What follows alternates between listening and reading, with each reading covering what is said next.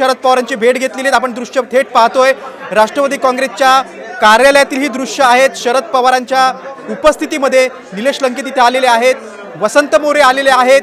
हे दोन्ही नेते राष्ट्रवादी काँग्रेसमध्ये प्रवेश करणार अशी चर्चा गेल्या काही दिवसांपासून होती आणि आपण ही दृश्य पाहतोय। पुण्यातील ही दृश्य आहेत, राष्ट्रवादी काँग्रेसच्या कार्यालयातील दृश्य आहेत। शरद पवार, जयंत पाटील, प्रदेशाध्यक्ष खासदार अमोल कोल्हे उपस्थित आहेत। काही वेळापूर्वीच वसंत मोरे देखील शरद पवारांची भेट घेतली आणि या दृश्यांमध्ये आपण आता आमदार निलेश लंके पाहतोय। निलेश लंकेंच्या एका पुस्तकाचा प्रकाशन देखील आज आहे पुण्यामध्ये। कोविड काळातील त्यांच्या अनुभवावर आधारित हे पुस्तक आहे आणि आपण ही थेट दृश्य पाहतोय। आमदार निलेश लंके राष्ट्रवादीच्या कार्यालयात उपस्थित आहेत। शरद पवार, जयंत पाटील, अमोल कोल्हे यांच्यासोबत ते संवाद साधतायत। वसंत मोरे हे देखील ज्यांनी 2 दिवसापूर्वीच मनसेला रामराम केला होता, मनसेचा राजीनामा दिला होता सर्व पदांचा आणि आता ते राष्ट्रवादी काँग्रेसमध्ये प्रवेश करणार अशी चर्चा आहे। काही वेळापूर्वीच त्यांनी एक सूचक वक्तव्य केलं होतं। पुण्याचं मैदान आपल्याला मारायचं असं ते बोलले होते आणि लोकसभा निवडणूक लढवण्यासाठी मी इच्छुक असल्याचे देखील वसंत मोरेंनी काही वेळापूर्वीच स्पष्ट केलं होतं। आपण ही दृश्य पाहतोय की पुण्यातील राष्ट्रवादी काँग्रेस पक्ष शरदचंद्र पवार या कार्यालयातील ही दृश्य आहेत। तिथे शरद पवार, प्रदेशाध्यक्ष जयंत पाटील आणि शिरूरचे खासदार डॉक्टर अमोल कोल्हे उपस्थित आहेत। अजित पवार गटाचे आमदार निलेश लंके आणि वसंत मोरे हे या कार्यालयात दाखल झालेले आहेत। त्यांनी शरद पवारांची भेट घेतलेली आहे, त्यांचा शरद पवारांशी संवाद सुरू आहे। आमदार निलेश लंकेंच्या एका पुस्तकाचं प्रकाशन देखील पुण्यात आहे। आमदार निलेश लंके आणि वसंत मोरे लोकसभा निवडणुकीच्या पार्श्वभूमीवर आता राष्ट्रवादी काँग्रेस पक्षात प्रवेश करून लोकसभा निवडणूक लढवणार का याकडे राजकीय वर्तुळाचं लक्ष आहे।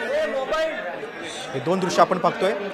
काही वेळापूर्वी वसंत मोरेंनी पुष्पगुच्छ देऊन शरद पवारांची भेट घेतली, त्यांच्याशी संवाद साधला आणि आता अजित पवार गटाचे आमदार निलेश लंके देखील तिथे आलेले आहेत।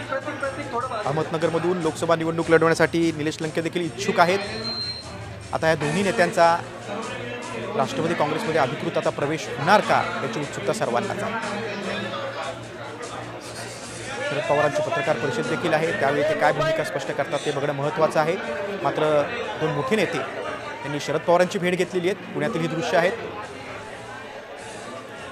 आपण अधिक माहिती घेऊया, आमचे पुण्यातील प्रतिनिधी अक्षय बडवे आपल्यासोबत आहेत। अक्षय, सध्याच्या घडीला खूप दोन्ही दृश्य बोलकी आहेत। महत्त्वाची घडामोड म्हणजे पुण्यात घडते सगळं महत्त्वाची राजकीय घडामोड। वसंत मोरेंनी भेट घेतली आणि आता आमदार निलेश लंके देखील त्यांनी देखील भेट घेतलेली आहे। खरं तर लंकेंच्या पुस्तकाचं देखील प्रकाशन आहे। काय घडतंय, हे दोन्ही नेते राष्ट्रवादीमध्ये प्रवेश करतील का? आपल्याला सगळ्यांना माहिती आहे की गेल्या काही दिवसांपासून वसंत मोरे आणि निलेश लंके हे दोन्ही उमेदवार जे आहेत ते लोकसभा निवडणूक लढवण्याच्या खूप इच्छुक आहेत आणि त्यांना तयारी देखील दाखवलेली होती। म्हणूनच आपल्याला सगळ्यांना माहिती आहे की वसंत मोरे हे मनसे पक्षातील अंतर्गत कलहामुळे त्यांनी राजीनामा दिला आणि दुसऱ्या बाजूला निलेश लंके यांनी थेट नगरचा एक मंत्री जो आहे तो त्यांना त्रास देतो आहे याची तक्रार देखील अजित पवारांकडे केली होती आणि त्यानंतर हे दोघंही नेते राष्ट्रवादीच्या वाटेवर आहेत का असा प्रश्नचिन्ह गेल्या 2 आठवड्यांपासून आपल्याला सातत्याने दिसत होता। आणि आज आपल्याला माहिती आहे की शरद पवार यांनी एक महत्त्वाची पत्रकार परिषद बोलवली होती। 2 दिवसापूर्वीच या पत्रकार परिषदेचा निरोप जो आहे तो माध्यमांपर्यंत पोहोचवला गेला होता आणि याच दिवशी 2 पक्ष प्रवेश होणार का असे प्रश्नचिन्ह जे आहेत ते उपस्थित झाले होते। आपल्याला माहिती आहे की निलेश लंके हे नगरचे असल्यामुळे आगामी काळ हा लोकसभा आहे, त्यामुळे दक्षिण नगरची जी निवडणूक, दक्षिण नगर जो लोकसभा मतदारसंघ आहे त्या ठिकाणी राष्ट्रवादी काँग्रेस पक्ष जो शरदचंद्र पवार गटाचा आहे तो निलेश लंकेंना उमेदवारी देऊ इच्छितो आहे। आणि दुसऱ्या बाजूला आपण जर बघितलं तर पक्ष संघटना मजबूत करण्यासाठी वसंत मोरे हे एक नावलौकिक चेहरा पुण्याचा आहे जो आपल्याला मनसेमध्ये देखील दिसला होता, ज्यांच्या हातोडीमुळे संपूर्ण पुणे शहरात त्यांनी एक वलय त्यांचं निर्माण केलं होतं। आगामी काळ हा लोकसभा जरी असला तरी त्याच्या पुढे आपल्याला विधानसभा निवडणुका आहेत, महापालिका निवडणुका आहेत, ज्यामध्ये वसंत मोरेंना एक मोठी भूमिका पार ते करू शकतात, त्याची देखील जबाबदारी त्यांना मिळू शकते। मात्र वसंत मोरे यांनी अजूनही ठोस भूमिका जी आहे ती घेतलेली नाही। आपल्याला माहिती आहे की त्यांनी मनसे सोडताना देखील अनेक वेळा विचार केला होता, अनेक वेळा त्यांनी नाराजी व्यक्त केली होती, मात्र त्यांना मनसेला जय महाराष्ट्र करताना खूप वेळ लागला होता। तोच निर्णय घ्यायची खरं तर क्षमता त्यांच्यामध्ये आहे हे सगळ्यांनी पाहिलं होतं। मात्र पुन्हा एकदा वसंत मोरे किती वेळ लावतायत का, आजच ते पक्ष प्रवेश करतात का हे पाहणं महत्त्वाचं आहे।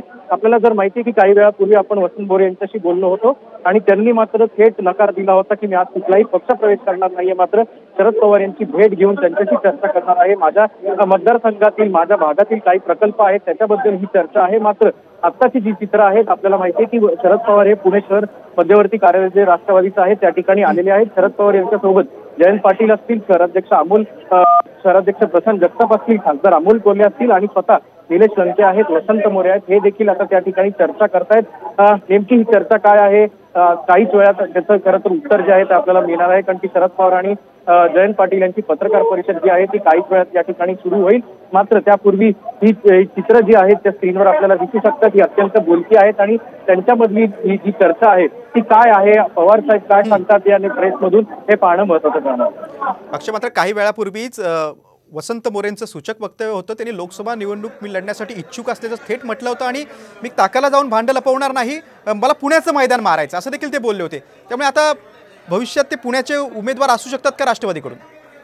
आपल्याला सगळ्यांना माहिती आहे की वसंत मोरे यांनी आतापर्यंत अनेक निवडणुका लढवल्या होत्या आणि गेल्या काही वर्षांपासून त्यांनी अनेक वेळा मी एक आमदारकीची निवडणूक देखील लढू शकतो, लोकसभेची निवडणूक लढवू शकतो असा दावा देखील केला होता आणि एक मोठा जनसागर त्यांना एका विशिष्ट भाग म्हणजे जो कात्रज भाग आहे त्यामधून त्यांना एक मोठा जनसागर त्यांच्या मागे उभा आहे। मात्र पुण्याची लोकसभा जी आहे तेव्हा आपल्याला अनेक वर्षांपासून माहिती आहे काँग्रेसचा हा बालेकिल्ला राहिलेला आहे आणि महाविकास आघाडी सध्या आहे आणि त्या ठिकाणी काँग्रेसला उमेदवारी दिली जाऊ शकते अशी चर्चा जी आहे ती गेल्या काही दिवसांपासून आपल्याला पाहायला मिळते आणि त्याचे उमेदवार देखील आता रवींद्र धंगेकर किंवा मोहन जोशी हेच कोणीतरी काँग्रेसमधला एक उमेदवार असण्याची शक्यता जी आहे ती देखील वर्तवण्यात येते। दिल्लीतून काही दिवसातच जी काँग्रेसची यादी आहे ती देखील जाहीर होईल। मात्र शरद पवार यांच्या उपस्थितीत जर वसंत मोरे हे राष्ट्रवादीमध्ये प्रवेश करत असतील तर नक्कीच एक महत्वाची पक्षाची भूमिका जी आहे ती वसंत मोरे यांच्याकडे दिली जाईल। एक मोठी जबाबदारी जी आहे ती त्यांच्यावर सोपवण्यात येईल आणि ती लोकसभेची उमेदवारी असेल का हे मात्र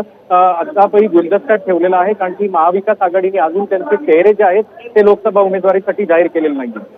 अक्षय, आणि दुसरीकडे खरं वसंत मोरे हे चर्चेतले एक नेते आहेत पुण्यातले, दुसरीकडे निलेश लंके देखील एक आक्रमक नेते आहेत। तळागाळात त्यांचं खूप मोठं काम आहे, कोविड काळात त्यांनी खूप मोठं काम केलं होतं, लोकप्रिय नेते आहेत। त्यामुळे दक्षिण नगरमधून त्यांना जर राष्ट्रवादीमध्ये ते प्रवेश केल्यानंतर तर त्यांना राष्ट्रवादीकडनं शरद पवार गटाकडनं उमेदवारी मिळू शकते अशी चर्चा आहे। सुजय विखे पाटील यांना ते भारी पडू शकतात असं देखील चर्चा आहे। नक्कीच आपल्याला सातत्याने माहिती आहे की एक आठवड्यापूर्वीच निलेश लंके यांनी शरद पवार यांच्या निवासस्थानी जाऊन शरद पवार यांची भेट घेतली होती। मात्र त्यांनी माध्यमांशी बोलताना थेट नकार दिला होता। मोदी बागेत ही भेट झाली होती आणि मोदी बागेच्या गेटवर आपण जर बघितलं तर निलेश लंके यांची गाडीची जी एंट्री होती ती देखील आपल्याला पाहायला मिळाली होती आणि त्याच्यानंतर काहीच वेळात निलेश लंके जे आहेत ते थेट खासदार अमोल कोल्हे यांना देखील हडपसरमध्ये जाऊन भेटले होते। ती देखील भेट जी आहे ती एका नाटकाच्या प्रसंगातून घडली असं त्यांनी सांगितलं होतं। आमचे मैत्रीचे संबंध आहेत असं निलेश लंके यांनी सांगितलं होतं। मात्र कुठेतरी आपल्याला सगळ्यांना माहिती आहे की राजकारण हे राजकारणच असतं। ही भेट जी आहे ती याचसाठी घेतली होती का हे आता थोड्याच वेळात स्पष्ट होईल।